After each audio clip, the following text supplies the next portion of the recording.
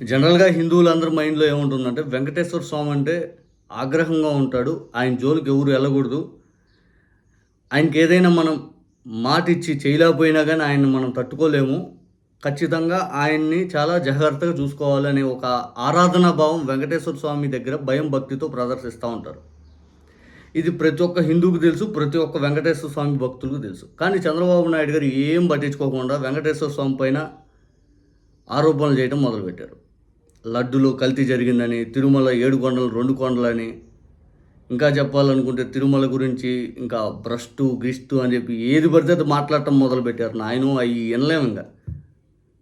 ఆ గుడి కొన్ని కోట్లాది మంది భక్తుల మనోభావాలకు సంబంధించింది, భక్తులకు సంబంధించిన అంశం. అటువంటి ప్రాంతాన్ని పట్టుకొని చంద్రబాబు నాయుడు గారు ఏది పడితే అది మాట్లాడారు. ఆ తర్వాత చరిత్రలో ఎప్పుడు లేని విధంగా 6 చనిపోవటం, గోవులు చనిపోవటం, ఆ తర్వాత అక్కడ లేనిపోని ఎప్పుడూ జరగనటువంటి ఘటనలు ఇవన్నీ చూస్తూ ఉన్నాం. చివరాఖరికి వీళ్ళేమన్నా ఇప్పటికైనా ఆటలేమన్నా తగ్గించారంటే ఇప్పుడు కూడా ఆటలు తగ్గిట్లా. ఓబెరాయ్ అనే వాళ్ళకి ఒక హోటల్‌కి ఏదో టీటీడీ స్థలం ఇచ్చారు. ఇందాక బొమ్మన్ గారు ప్రెస్ మీట్ చూస్తే ఒక ఇష్యూ బయటకొచ్చింది. మీరు జనరల్‌గా చూడండి, ఈళ్ళు దాదాపు సంవత్సరన్నర నుంచి ఆరోపణలు టీటీడీ పైన చేస్తా ఉన్నారు కదా! ఏ ఒక్కసారి కూడా విత్ పేపర్ తోటి ఇదిగో డేటా ఇది, ఇదిగో టీటీడీ గత 5 ఏళ్లలో ఇట్లా జరిగిందని విత్ పేపర్ ఎవిడెన్స్ అనేది ఒక్కరు కూడా చూపించలా. బాబు గారు చూపించలా, లోకేష్ చూపించలా, పవన్ కళ్యాణ్ గారు చూపించలా, ఇంకో పక్కన వచ్చేసి బీఆర్ నాయుడు చూపించలా, ఇంకో పక్కన వచ్చేసరికి ఆ మీడియా వాళ్ళ మీడియా వాళ్ళు చూపించరు. నోటికి ఏదొస్తే అది మాత్రం ఊరక ఒక బట్ట కాల్చి మొఖానేసే ప్రయత్నం మాత్రం చేస్తూ ఉంటారు. బోమన్ గారు ఇన్నిసార్లు ప్రెస్ మీట్ పెట్టినా ప్రతి ఒక్కసారి కూడా డేటా, సోర్స్, రెండోది పేపర్ ఎవిడెన్స్ అనేది తీసుకొచ్చి ప్రెస్ ముందుకు చూపించి ఇస్తాడు. వీళ్ళు ఒక్కసారి కూడా అట్లా చేయలే. ఎందుకు? సింపుల్ ఎగ్జాంపుల్ మన భగవద్గీత ఇష్యూ. భగవద్గీత మీద కూడా వీళ్ళు ఎట్లా పడితే అట్లా మాట్లాడేంత స్థాయికి దిగజారంటే అర్థం చేసుకోండి. ఈ టీటీడీకి గుళ్ళు కట్టడానికి స్థలాలు ఇస్తూ ఉంటారు దాతలు. మా స్థలంలో కళ్యాణ మండపాలు కట్టండి, మా స్థలంలో గుళ్ళు కట్టండి అని చెప్పి టీటీడీకి ఇస్తూ ఉంటారు. వాళ్ళు టీటీడీ వాళ్ళు అట్లా కడతా ఉంటారు.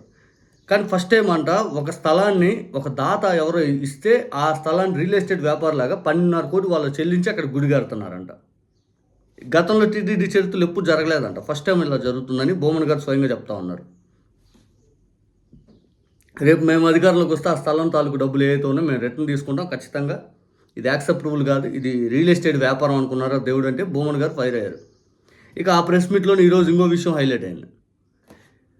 చరిత్రలో ఇంతవరకు ఎప్పుడు కూడా టీటీడీకి సప్లై చేసే నెయ్యి ట్యాంకర్లని బోల్తా కొట్టలేదంట. ఫస్ట్ టైం నిన్న రాత్రి కడప దగ్గర ఒక నెయ్యి ట్యాంకర్ బోల్తా కొట్టింది. పూణే నుంచి వస్తున్న ఒక నెయ్యి ట్యాంకర్ కడపలో బోల్తా కొడితే ఆ నెయ్యి దాదాపు 21,000 కిలోలతో వస్తున్న నెయ్యి ఆ ట్యాంకర్ బోల్తా కొట్టి డ్రైవర్లకి, క్లీనర్కి చిన్న చిన్న గాయాలు తగిలినాయి.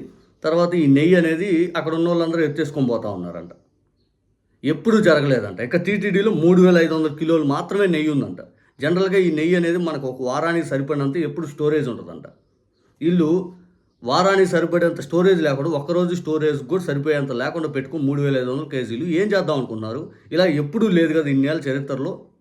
ఏం చేస్తున్నాం మీ పాలక మండలి, ఇదేంటి ఐదు అని చెప్పి బొమ్మన్ గారు విమర్శిస్తుంటే ఆశ్చర్యం అనిపించింది. ఏంటంటే వీళ్ళు టీటీడీని పూర్తి స్థాయిలో జాగ్రత్త చేసేదానికంటే కూడా టీటీడీని మా సొత్తు, మా ఇష్టం అన్నట్టు చేస్తూ ఉన్నారు.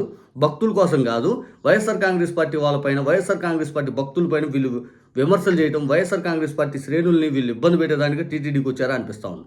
ఎందుకంటే సాంబా ఒకసారి డిబేట్లో అన్నాడు, ఎవరో ఒక అతను పాలు ఇవ్వలేదు, క్యూ లైన్లో 5 అంటే నువ్వు వైసీపీ సపోర్టర్, నువ్వు అసలు బ్యాన్ చేసేంటి ఆయన అది ఇది అన్నాడు. మొన్న ఎవరో ఒక ఆయన జగన్మోహన్ రెడ్డి గారు టీటీడీకి శాశ్వతంగా బ్యాన్ చేయాలన్నాడు. ఇంతకు మించి ఇంకేమైనా ఉంటుందా? ఇంతకు మించి ఇంత దౌర్భాగ్యంగా వాళ్ళు మాట్లాడుతున్నారు. టీటీడీ ఏదో వాళ్ళు సొత్తు అయిపోయినట్టు.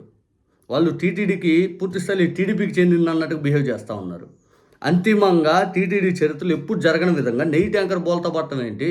వెంకటేశ్వర స్వామి ఆగ్రహం ఇదంతా అనిపిస్తూ ఉంది. జనాలు జనరల్గా ఏమనుకుంటున్నారు, ఇదేంది చంద్రబాబు నాయుడు గారు డైరెక్ట్ వెంకటేశ్వర స్వామి మీద ఇట్లా అభండాలు వేస్తూ ఉన్నారు. వెంకటేశ్వర స్వామి గుడిపైన ఆయనకు అసలే ఆగ్రహం కదా, ఏం చేస్తారు ఐదు అని చెప్పి జనాలు అనుకుంటున్న సందర్భంలో 6 చనిపోయారు, గోవులు చనిపోయారు, ఈ నెయ్యి ట్యాంకర్లు బోల్తా ఏదో ఒక ఇష్యూ అక్కడ వస్తూనే ఉంది. ఇంకా కూడా వీళ్ళే సర్దుమానగట్ల, ఇంకా కూడా ఆరోపణలు ఎద్దేయాలి, భగవద్గీత మీద ఆరోపణలు ఎద్దేయాలి, అది చేస్తున్నాం ఇది చేస్తున్నాం అని చెప్పి జగన్ గారి పైన ఆరోపణలు చేసి వీళ్ళు గెయిన్ అవ్వాలని చూస్తారు కానీ పొలిటికల్ ఇష్యూస్. కానీ అంతిమంగా వీళ్ళు జగన్ గారి పైన కాదు ఆరోపణలు చేస్తుంది, అవతల వెంకటేశ్వర స్వామి పైన వీళ్ళు ఆరోపణ చేస్తూ ఉన్నారు. అవతల వీళ్ళు పెట్టుకుంటుంది వెంకటేశ్వర స్వామితో. వెంకటేశ్వర స్వామితో వీళ్ళు పెట్టుకుంటున్నారంటే పూర్తి స్థాయిలో ఆయన ఆగ్రహానికి గురైనట్టేగా. ఆయన ఆగ్రహానికి గురైనట్టేగా. ఇంకా ఏమన్నా ఎలరు అనుకుంటే ఇంతకు మీద దిగజారనుకున్న ప్రతిసారి ఎక్కడ నెయ్యి, ఎక్కడ చనిపోవడం, ఎక్కడ గోవులు, ఎక్కడ నెయ్యి ట్యాంకర్లు బోల్తా పట్టడం, ఎక్కడ 14 బెట్లు పెట్టి స్థలాలు కొనడం, ఇదేంది ఇది ఒక ఫోబియా క్రియేట్ చేశారు. వీళ్ళందరూ ఏంటంటే ఎట్లా పడితే అట్లా తిప్పేశారు. ఎటు నుంచి ఎటు తీసిపోతున్నారో కూడా అర్థం కావట్లేదు. అంతిమంగా ఇక్కడ భక్తుల మనోభావాలు దెబ్బతింటున్నాయి. టీటీడీ ఆయన బీఆర్ నాయుడు లీలలో బయటకు వచ్చిన దాకా కనీసం ఆయనపై చర్యలు తీసుకోవాలి. ఇంతకంటే ఇంకా దౌర్భాగ్యం ఉంటుందా? ఇంతకంటే